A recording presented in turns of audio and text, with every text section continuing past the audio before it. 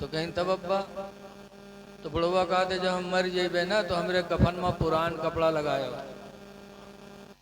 नवा ना लगाया। लड़के कहीं अब्बा यूं कहाँ हुई पई कि तुमका पढ़ाई लिखाई जवान के हो, शादी ब्याह के हो, घर कुरिया बनवाए, सब कुछ की हो, मर जाइए, हम लोग कफन पुरान कपड़ा देवे। गाँव वाले कहा कहीं है अब्बा?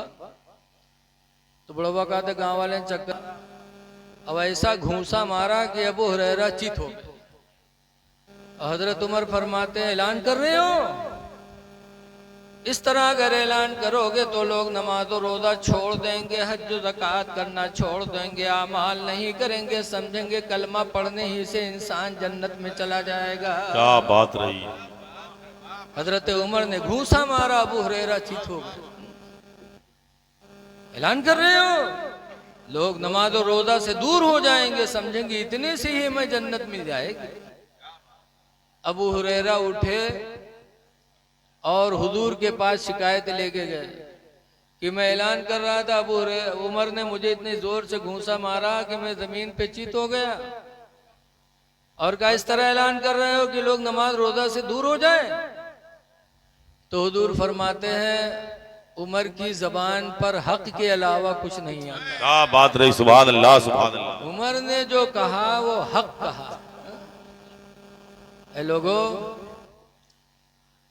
अमाल की दुनिया में आओ। ईमान सबसे बड़ी दौलत है, ईमान लाने के बाद आमाले हसना का होना बहुत जरूरी है। आज जिस बुजुर्ग के दरबार में आए हो, आज अल्लाह ने इनका मर्तबा इतना ऊंचा क्यों किया? कभी आपने गौर किया? मज़ारों पे हम जाएं तो इबरत हासिल करें। रसूलुल्लाह सल्लल्लाहु अलैहि वसल्लम के दामाद हजरत उस्मान गनी रज़ी अल्लाह ताला अन्हु जब कब्र पे जाते थे तो रोते थे। मेला में टहरत नहीं रहे, रोते थे। और इतना रोते थे, इतना रोते थे, हजरत उस्मान गनी रज़ी अल्लाह ताला अन्हु के हजरत उस्मान के आंसू बहते बहते उनकी दाढ़ी मुबारक भीग जाती थी। साहबा ने पूछा, ऐ उस्मान तस्कुरुल जन्नत वाला तब के, ऐ उस्मान तुम जन्नत का बयान करते हो, रोते नहीं हो। व तस्कुरुन नार वाला तब के, और जहन्नम का बयान करते हो, रोते नहीं हो। और कब्र को देखते हो तो रोते हो, इसकी वजह क्या है? तो हजरत उस्मान गनी ने कहा था क्यों न रो कब्र को देखकर? मेरे पैगंबर ने फरमाया कब्र अव्वलु मंजिलुम मिन मनाजिलिल आखिरा, कि कब्र आखिरत की मंजिलों में सबसे पहली मंजिल है। इस मंजिल में इंसान कामयाब हो गया तो आखिरत की सारी मंजिलें उसके लिए कामयाब हो जाएंगी। तो इसलिए मैं रोता हूँ कि खुदा जाने इस मंजिल में मुझे कामयाबी मिले कि न मिले। ये उस्मान कहते थे। जबकि उस्मान गनी का दर्जा इतना बुलंद, इतना बुलंद कि एक मर्तबा हुजूर अपने घर में लेटे थे, लुंगी ऊपर चढ़ी थी, पिंडलियां खुली थी, घुटना नहीं खुला था।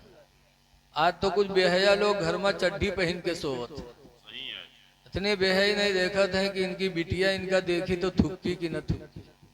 बिटिया कहीं बहन घर में है, माँ घर में है और चड्डी पहने घर में। सत्र का खोलना मर्दों के लिए हराम है, नाप से लेके घुटना तक खोलना हमारे तुम्हारे लिए जायज नहीं है, हराम है। सिर्फ चड्डी पहनकर नेकर पहनकर घरों में घूमना या बाहर निकलना। रसूलुल्लाह सल्लल्लाहु अलैहि वसल्लम की उलंगी थोड़ी चढ़ी हुई थी, पिंडलियां खुली थी। हुजूर की बीवी हजरत आयशा कहती हैं कि इतने में मेरे अब्बा अबू बकर रदी अल्लाह अन्हु हुजूर से मिलने आए। तो हुजूर लेटे रहे, बातचीत होती रही। थोड़ी देर बाद हजरत उमर रदी अल्लाह अन्हु आए तो भी हुजूर लेटे रहे, बातचीत होती रही। थोड़ी देर बाद उस्मान गनी आए तो सरकार ने उस्मान को देखा तो उठ के बैठ गए और पिंडलियों को हुजूर ने छुपा लिया। तो हजरत आयशा कहती हैं कि अल्लाह के रसूल, मेरे अब्बा अबू बकर आए तो आप ऐसे लेटे रहे, उमर आए तो आप ऐसे लेटे रहे, और उस्मान आए तो आप उठ के बैठ गए, पिंडलियों को छुपा लिया। तो हुजूर फरमाते हैं उस्मान से मैं हया क्यों न करूं, उस्मान से तो जन्नत के फरिश्ते भी हया करते हैं। क्या बात रही, जिंदाबाद जिंदाबाद। उस्मान से तो जन्नत के फरिश्ते भी हया करते हैं। बेशक बेशक। वो उस्मान जिससे जन्नत के फरिश्ते हया करें, वो उस्मान कब्र को देख के रो रहे हैं कि इस कब्र में मुझे कामयाबी मिले कि न मिले। हाय हाय हाय, जिंदाबाद। आज हम इतने दिलेर हो गए कि मज़ारों पे आने के बाद भी चहल कूद। वजह यही है कि हम सबके दिल बहुत ढीठ हो गए, कुछ असर नहीं है, इतने ढीठ हो गए दिल। बताते हैं एक बुढ़वा रहा है, बीमार भवा तो के लड़का का घेरे बैठे, अब्बा ई बात अब्बा वो बात। अतने में यह बुढ़वा कहते भैया रे भी बचबई ना, तो कहीं तब अब्बा, तो बुढ़वा कहते जब हम मर जेबे ना तो हमरे कफन में पुरान कपड़ा लगायो, नवा ना लगाया। लड़के कहीं अब्बा यूं कहाँ हुई पई कि तुमका पढ़ाई लिखाई जवान के हो, शादी ब्याह के हो, घर कुरिया बनवाओ, सब कुछ की हो, मर जाइए, हम लोग कफन पुरान कपड़ा देवे। गांव वाले कहा कहीं है अब्बा, तो बुढ़वा कहते गांव वाले चक्कर में पड़ के सारे हमका फंसाए दे हो रे। इनका है अब्बा, तो बुढ़वा कहते अरे पुरान कपड़ा में लपेट के रखो कब्र में, ताकि फरिश्ते जब हिसाब ले ये देखिए कफन पुरान, तो कहे तो बहुत पहले मर चुका है, कहीं हिसाब होगा हुई छोड़ो, तो छोड़ छाड़ चले जाइए और नवा कफन में लपेट कर रखियो, जुड़ते जुड़ जाइए कि नहीं जुटी है रे। ऐसे ऐसे दलाल बुढ़वा पर है कि जिंदगी भर तो दलाली करवे कि मरे के बाद 420 ही करे सोचे है? क्यों दिल ढीठ हो गए। ऐ लोगो अल्लाह से डरो, कब्र का मुहासबा बहुत अहम है। सच है। कब्र एक ऐसी मंजिल है कि आला हजरत इमाम अहले सुन्नत भी कब्र को याद करके अपने नबी की बारगाह में दुहाई करते हैं, या रसूल अल्लाह खड़े हैं मुनकर नकीर सर पर, न कोई हामी न कोई यावर। खड़े हैं मुनकर नकीर सर पर, न कोई हामी न कोई यावर। अब बता दो आकर मेरे पैगंबर कि सख्त मुश्किल जवाब में है। बता दो आकर मेरे पैगंबर कि सख्त मुश्किल जवाब में है। इसलिए हमें मज़ारों पे जाना चाहिए तो अदब का लिहाज करना चाहिए। ये सब देख रहे हैं, इसीलिए हम सब की माँ हजरत आयशा रदी अल्लाह ताला अन्हा कहती हैं कि हुजूर के विसाल के बाद हुजूर के रोज़े अनवर में मैं जाती रहती थी, कब्र अनवर के पास बैठी रहती थी। बाद में मेरे अब्बा हजरत अबू बकर का इंतकाल हुआ तो भी पहलू में दफन किए गए, तो भी मैं ऐसे बैठी रहती थी, जाती थी। कुछ दिनों के बाद जब हजरत उमर रज़ी अल्लाह ताला अन्हु को दफन किया गया तो हजरत आयशा कहती हैं कि मुझे शर्म आने लगी, हया आने लगी कि अमीरुल मोमिनीन उमर कब्र में है और मैं ऐसे जाऊं। तो हजरत आयशा पर्दे के साथ जाने लगी, पर्दा करके जाती थी। क्यों शर्माती थी अमीरुल मोमिनीन को। इसका मतलब कि हम सब की माँ हजरत आयशा का अकीदा था कि उमर है कब्र अनवर में लेकिन मुझे देख रहे हैं। क्या बात है, जिंदाबाद जिंदाबाद। ये अकीदा था कि देख रहे हैं। और आज हमारी माँ बहनें आई हैं मजार पर, किस तरह आएंगी अल्लाह रहम करे।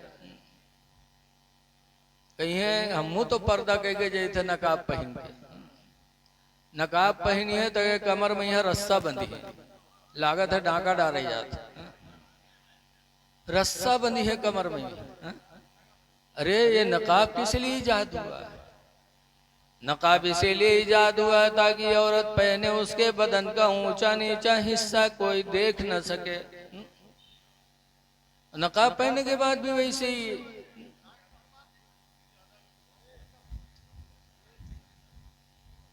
ऐसे ही हमारे बहुत से नौजवान भाई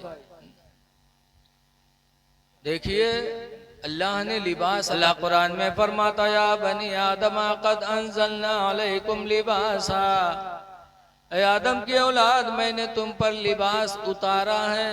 ये लिबास अल्लाह ने उतारा, क्यों? युवारे सौआतिकुम, इसलिए लिबास उतारा है कि ये लिबास हमारी इज्जत को छुपा ले। और दूसरा मकसद है वरीशा, और इसलिए भी अल्लाह ने उतारा कि इस लिबास से इंसान खूबसूरत हो जाए। दो मकसद के लिए अल्लाह ने लिबास उतारा। पहला मकसद इज्जत को छुपाना,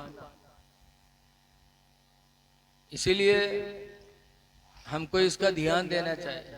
लेकिन हमारे बहुत से नौजवान पहनिए पैंट तो इतनी चुस्त बनवाई है, इतनी चुस्त बनवाई है कि पिछली दुकान देखो तो दो हिस्से में बटी नजर आओ, कतना ऊंचा कत्ता नीचा सब दूरे से दिखा था। चुस्त लिबास पहनने से इस्लाम ने मना किया है। लिबास का काम है इज्जत का छुपाना। लेकिन आज हम लोग समझते, हमारी माँ बहनें भी समझते नहीं, लिबास उतरा है ताकि खूबसूरत लगो।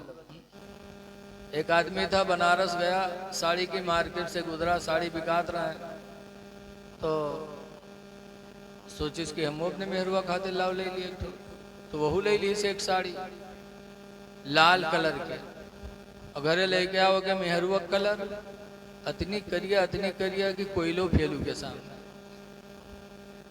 साड़ी पहन तो बहुत खुश, जल्दी से नहाए के साड़ी पहनी। सो पहनने के बाद मर्दवा के सामने गए, कहा था देखो हम कौन में लागी थे, तो कहे तुम तो वैसे लागा तो जैसे कोयला के ढेर में आग लगी। तो गुस्सा के नोच के बहाई दी। लिबास पहनने के बाद पहले सोचिए कि हमारी सतर छुपी है कि नहीं छुपी है। कब्रों पे आओ तो इसका एहसास करो।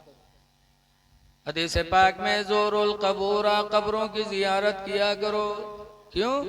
लिअन्नहा तुज़क्किरुल आखिरा, इसलिए कि कब्र की जियारत तुमको मौत की याद दिलाती रहेगी। वलिअन्नहा तुज़य्यिदु फिद दुनिया, और इसलिए भी कब्रों की जियारत करो कि कब्रों की जियारत से दुनिया में तुम परहेजगार बन जाओगे।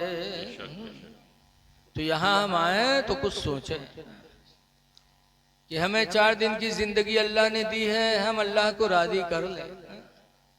हुजूर मुफ्ती अनान पारा अली रामा कहा करते थे, हमेशा के लिए रहना नहीं इस दार फानी में, हमेशा के लिए रहना नहीं इस दार फानी में।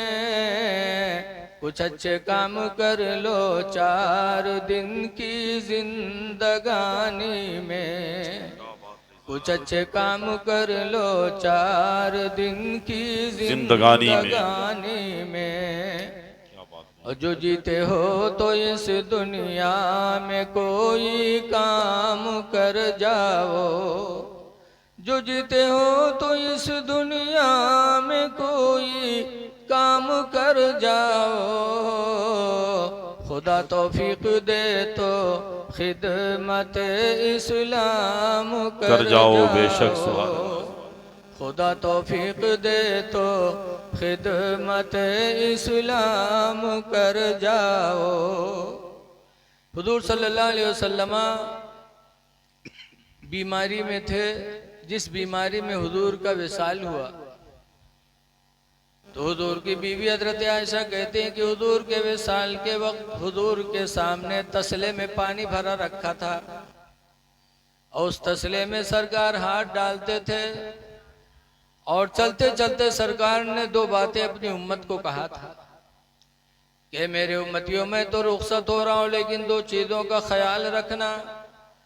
नंबर 1 पर सरकार ने फरमाया था सलाह, नमाज का ख्याल रखना, वमा मलकत ऐमानुकुम, और अपने मातहतों का ख्याल रखना।